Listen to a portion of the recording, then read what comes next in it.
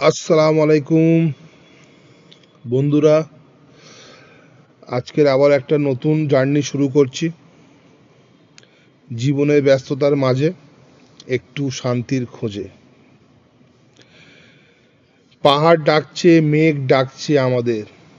আমি, আমার ওয়াইফ, দুটো মেয়ে, জিয়ানা ইয়াসিনা, তাদেরকে নিয়ে আজকের এই বোমডিলা হোটেল থেকে যাচ্ছি শিলাপাস।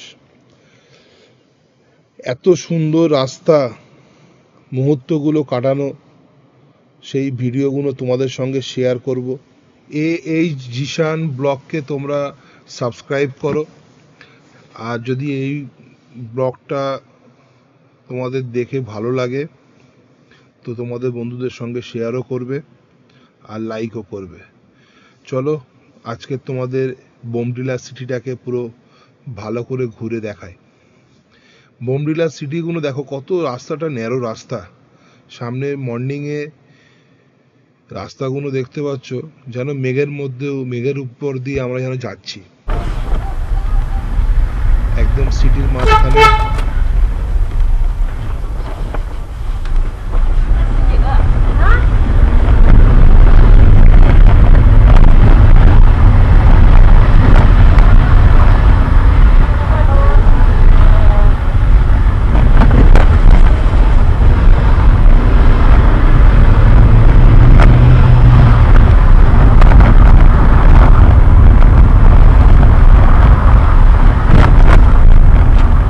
হ্যান্ড গ্লাভটা বার করলেন না, সামনেই রাখা, বের করলে হবো। সামনে বলতে কিরকম সামনে করেছে? ওই যে ব্যাগটাই আছে সেই ব্যাগটাই।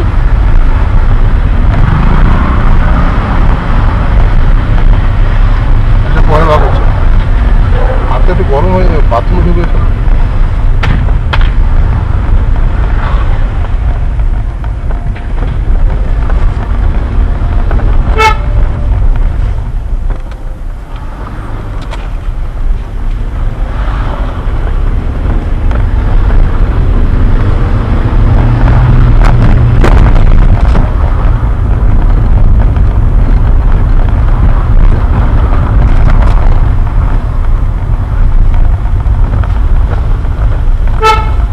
বোমডিলা এখানে স্কুল এটা। বাকি এখানে ঘর বাড়িগুলো খুব সুন্দর, দেখার মতো। দু সাইডেই খুব ভালো হোমস্টে আছে, যেখানে রাত্রিরে থাকা, খাওয়া দাওয়া খরচা অনেকটাই কম। হোটেলগুলোতে রেট অনেক বেশি থাকে। তো এখানে এগুলো মিলিটারি ক্যাম্প আছে। মিলিটারি ক্যাম্প এখানে প্রচুর, এক একটা জায়গায় অল্প অল্প ঘাঁটি ঘাঁটি করে রেখে দিয়েছে। প্রতিটা জায়গায় কিছুটা কিছুটা ছাড়, যেতে না যেতে একটা করে মিলিটারি ক্যাম্প। আমরা বোমডিলা থেকে প্রথমে বার হব।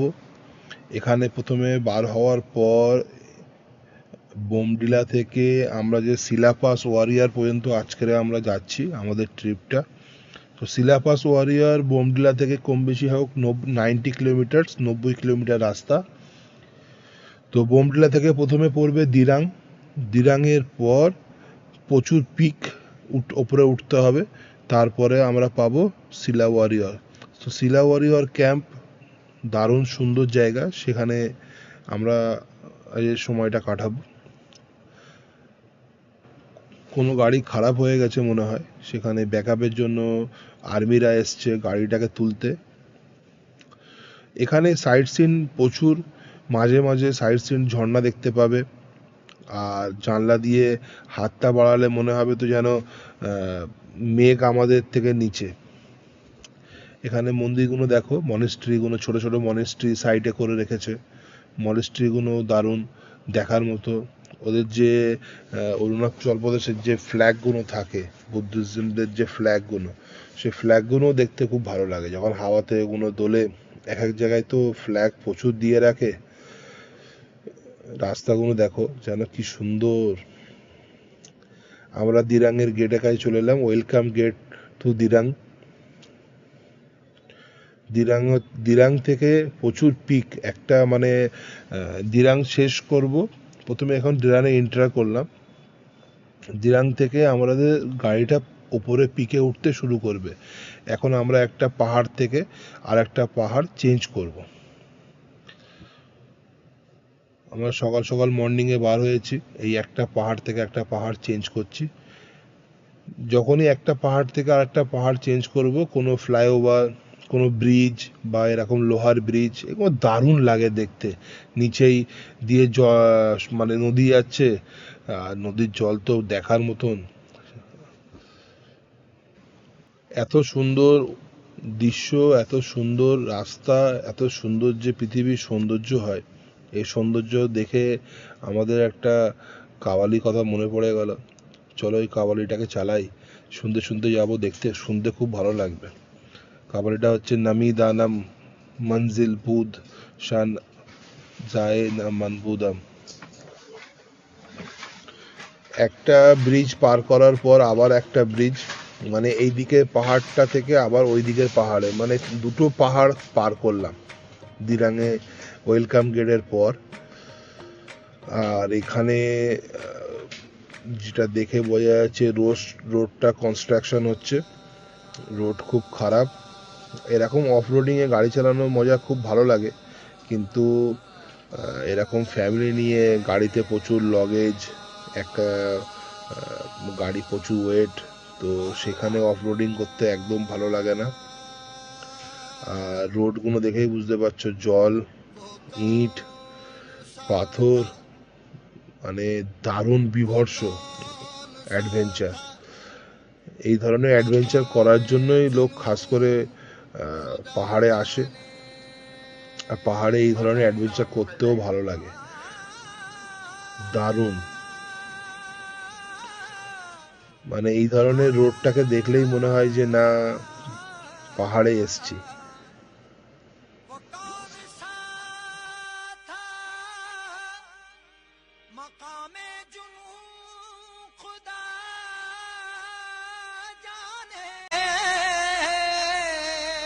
संभल संभल के कदम रख रहे थे दीवाने, और नमीदा नमछे मंजिल नमीदा नमछे मंजिल बूद शब जाए के मन नमीदा नमछे मंजिल शब जाए के मन नमीदा नमछे मंजिल शब जाए के मन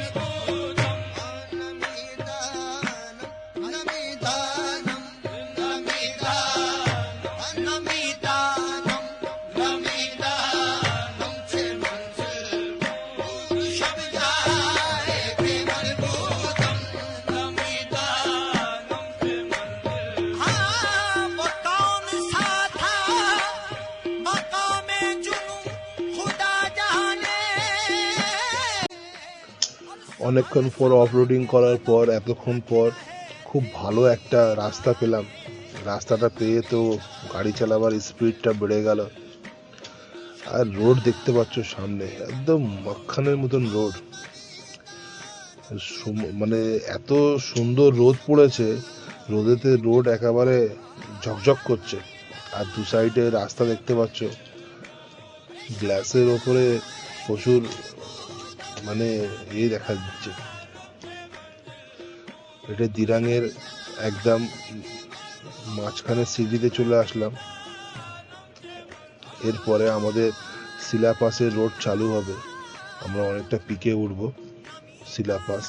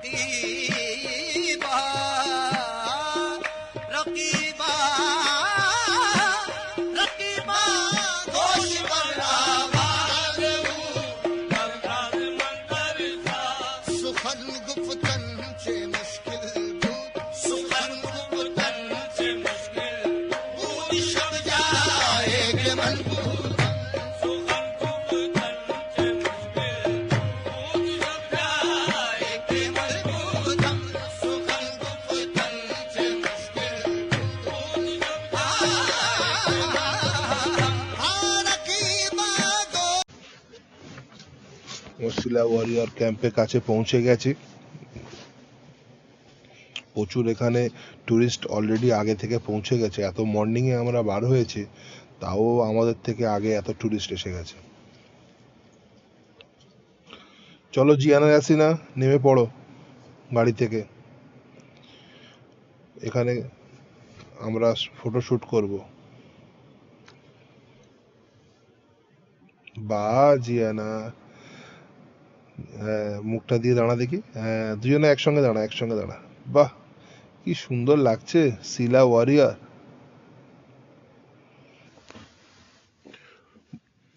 বোমডিলা থেকে আমরা শিলা ওয়ারিয়র পর্যন্ত চলে আসলাম। এতক্ষণ ড্রাইভিং করলাম। শিলা ওয়ারিয়র ক্যাম্পের সম্পর্কে তোমাদের জানিয়ে রাখি। শিলা ওয়ারিয়র ডিফেন্ডিং দ্য নেশন, এটা ওয়েলকাম টু বৈশাখী। এটা পাহাড়ে 11,246 ফিট উপরে অবস্থিত। আজ ইন্ডিয়ান আর্মি তাকে জীবিত মনে করে। তার ঘর, তার জিনিস সব কিছু আগের মতো রাখা রয়েছে। এটা শুধু একটি মেমোরিয়াল নয়, এটা একটা আমার অমর সম্মান। মানে যারা ইন্ডিয়ান আর্মি আছে তাদেরকে আমরা জীবিতই মনে করি, কেন শহীদ কখনো মরে না।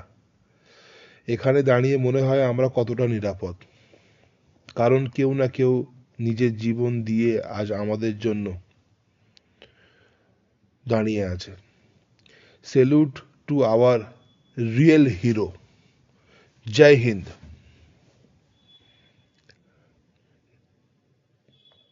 এইসব জায়গায় আসলেই নিজেকে প্রাউড ফিল হয়, যেন মনে হয় দেশের জন্য কিছু করার ইচ্ছা।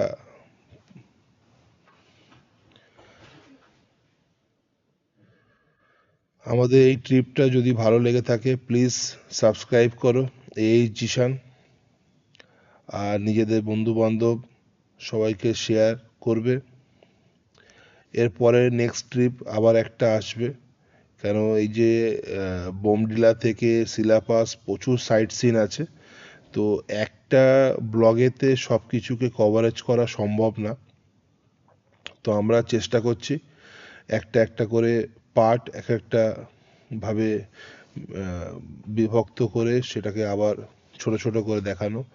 কেন এখানকার যে এক একটা রাস্তা আছে, এক একটা রাস্তার এক একটা বাঁক, এক একটা জায়গা এত সুন্দর, এত সুন্দর যে সব কটাকে ছেড়ে শুধু ছোট ছোট করে দেখানো সম্ভব না। তো আবার নেক্সট ট্রিপে দেখা হবে। তোমরা সবাই ভালো থেকো। রাখলাম। আসসালামু আলাইকুম।